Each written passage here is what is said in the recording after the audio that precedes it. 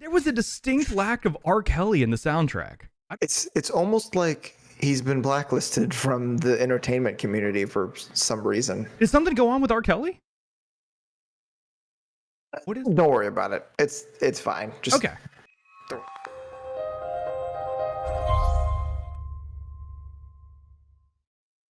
Space Jam: A New Legacy is a 2021 sports. It calls it a comedy. It's directed by Malcolm D. Lee, and there were a lot of writers on this. Yeah, I left out the written. Yeah, there was like a section of 6 names that was story by, and then like 5 names that were screenplay by. Like, I'm not listing all of them. There was a lot of writers on this. Okay, I have thoughts on that, but we'll get to those in a minute. It stars LeBron James, Don Cheadle, Cedric Joe, and Chris Davis. With a budget of around 150 million, this so far has a box office take of around 53.2 million. And then, of course, I'm sure because it also released on HBO Max, I'm sure that they paid something as well, but undisclosed. The tomato meter rating is it's 31% with an audience score of 81%. That is one of the larger differences between the tomato and the audience meter we've seen in a while. And I have noticed very consistently the critics are much less forgiving. The audience normally tends to rate things a lot higher. So this movie is set mostly in the virtual Warner Brothers serververse, where you get to see all of the cool Warner Brothers properties. Space Jam: A New Legacy follows LeBron James as he teams up with Looney Tunes to win a basketball game in order to rescue his son that was kidnapped by an artificial intelligence. Yes, it needs a storyline that convoluted to... that it makes it so much better, trust me. I feel like I say this quite often, but I've been purposefully not watching a lot of stuff going into movies just to give myself not really many expectations. I went into this pretty much, I hadn't even seen a trailer yet. This is actually, I think, the first time I've seen any of the trailers. Watching this right now, I had no idea what to expect going into this. I wanted to like it, honestly. I feel like I gave it a fair shot.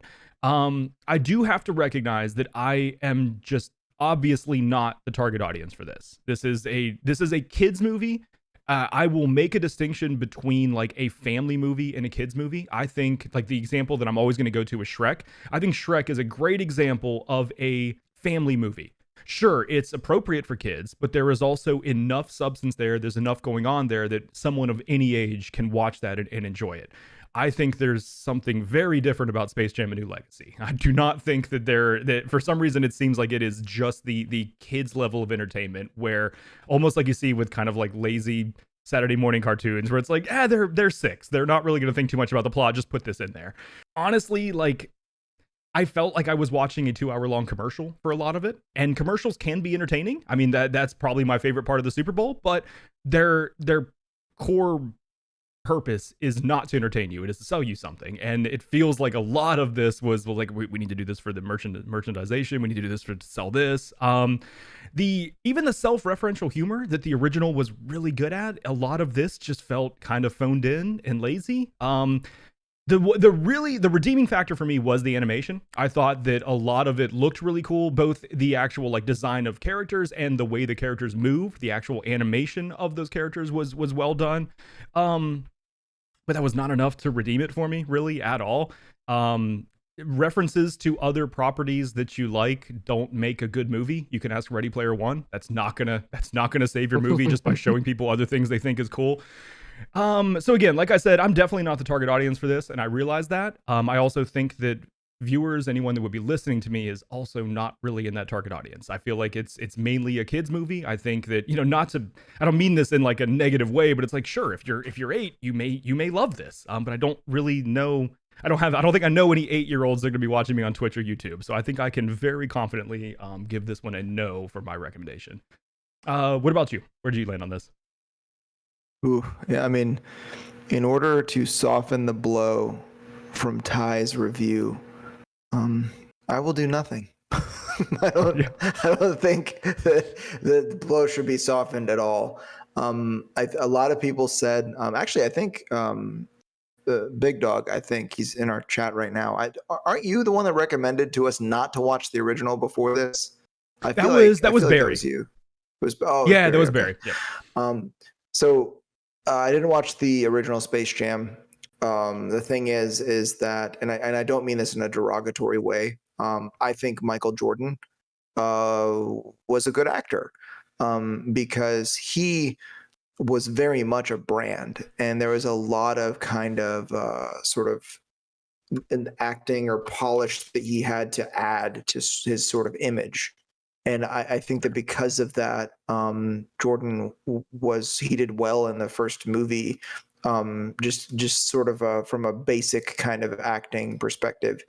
LeBron tends to be fairly genuine. I think that he holds back a bit in the public spotlight, but I don't think that acting something that he does well. Jordan was also in several commercials in which he had to do some acting, so he had learned some things before he did the film. There's a lot He of was in that problems I commercial have. where he rocked the Hitler mustache. Do you remember that? Wait, what? That was No dude, way. Yeah, Was I'm he gonna really? I'm gonna have to edit in that on screen somewhere. But yeah, it was really awkward. He had a little Okay. like toothbrush mustache in a commercial. I was like, did he do that just because he can? Like, what the hell? Okay, I'm gonna need to see that. I will immediately be watching this after that. And if you're watching this on YouTube, I'm sure you just saw it. So, Yeah. wow, that is hilarious. But there's a lot of the problems I have about the movie are from outside the movie. What is the point? Like, why do we need to compare people? Why does it have to be the next Elvis or the next Eminem or the next Venus or Serena Williams? Like, why does it have to be the next Andre Agassi, the new Wayne Gretzky, the next whatever? I don't get it. Why does LeBron have to be the new Jordan? He's not. He's another athlete with a different style of play who plays for completely different teams that's made different decisions in his career. There was really no reason to do this. To call it Space Jam, not necessary. I think it's a marketing game, honestly. To call it a new legacy, ridiculous. Why? And I'm not disparaging LeBron James as an athlete. He performs extremely well. I don't think he was great in a film, and I feel like it was just capitalizing on his image in a way that I don't necessarily think was okay.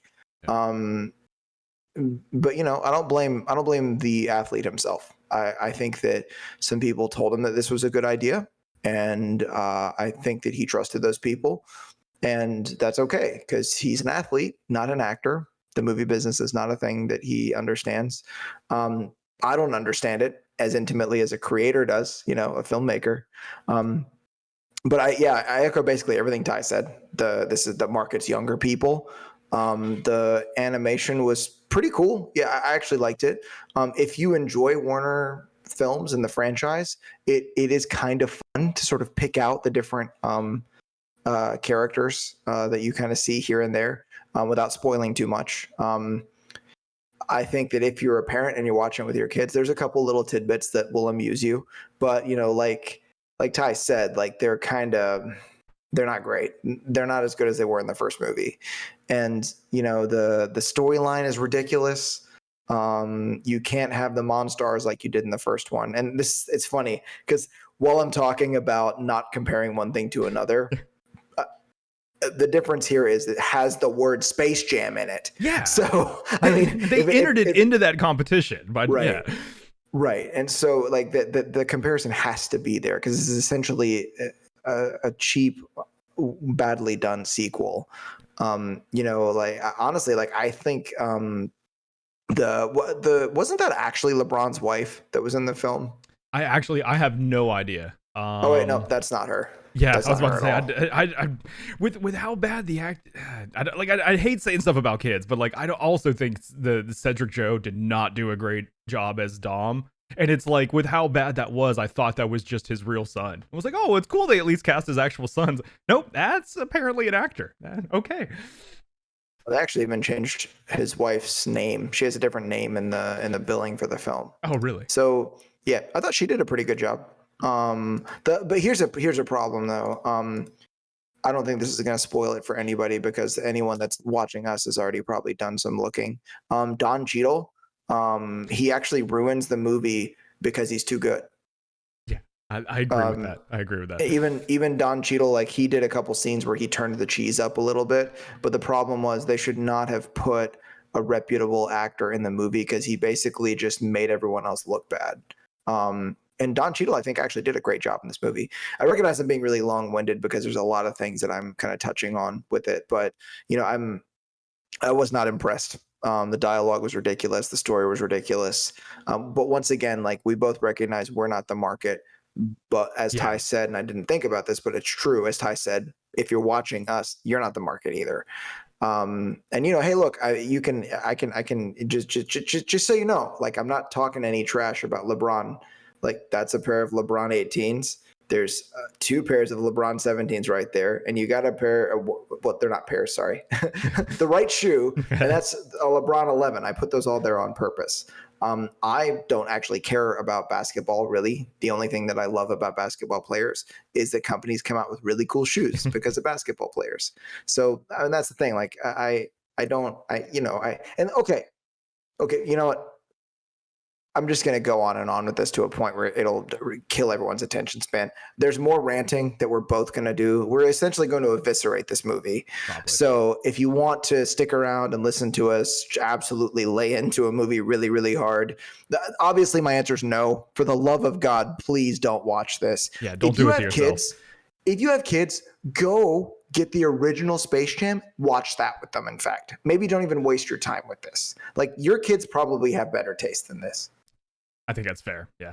Yeah. You brought up something when you were talking there about how, like, Don Cheadle turned up the cheese and and yes, he definitely did. But there was something that I noticed differently about those scenes, that when he was doing cheesy, it did not feel nearly as cringy as the rest of the movie. There was a lot of it that, like, of course, it's this kid's movie that is supposed to feel a little cheesy, a little corny. It should not make me cringe, though. It should be fun. And that's where, like, a lot of it just, like, it went past the fun cheesy right into cringe territory, where it was like, oh yeah, this doesn't feel good.